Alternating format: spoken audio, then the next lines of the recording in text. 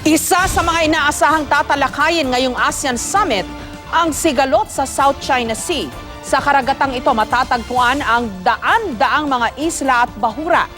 5 bansang miyembro ng ASEAN o ng Association of Southeast Asian Nations ang may inaangking bahagi ng South China Sea. Kabilang dito ang Pilipinas, Brunei, Indonesia, Malaysia at Vietnam. May claims din ang China at Taiwan. Ilan sa pinakamalalaking barko sa pandaigdigang kalakalan ang dumadaan sa karagatang ito. Malaki rin daw ang potensyal nito sa pagkakaroon ng deposito ng langis at mga mineral. Inaangkin ng China ang halos buong bahagi ng South China Sea batay sa kanilang 9-dash line map.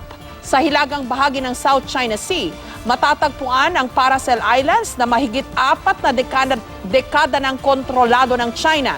Inaangkin din ito ng Taiwan at ng Vietnam.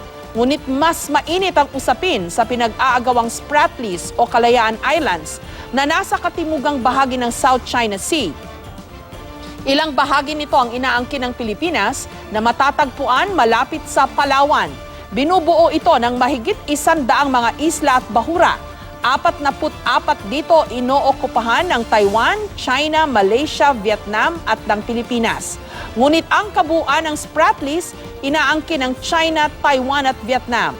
Taong 2014, nung tumaas ang tensyon sa rehiyon, nung tahimik na patayuan ng China ng comprehensive weapon systems, ang 7 reefs na kontrolado nito. Komplikado rin ang usapin sa Panatag o Scarborough Shoal na pinag-aagawan ng Pilipinas at ng China. Matatagpuan ito 124 nautical miles kanluran ng Zambales. Hulyo nung nakaraang taon, nung manalo ang Pilipinas sa isinampa nitong kaso laban sa China sa International Arbitral Tribunal. Ayon sa tribunal, walang basehan ang 9-dash line claim ng China o ang pag-angkin nito sa halos buong South China Sea.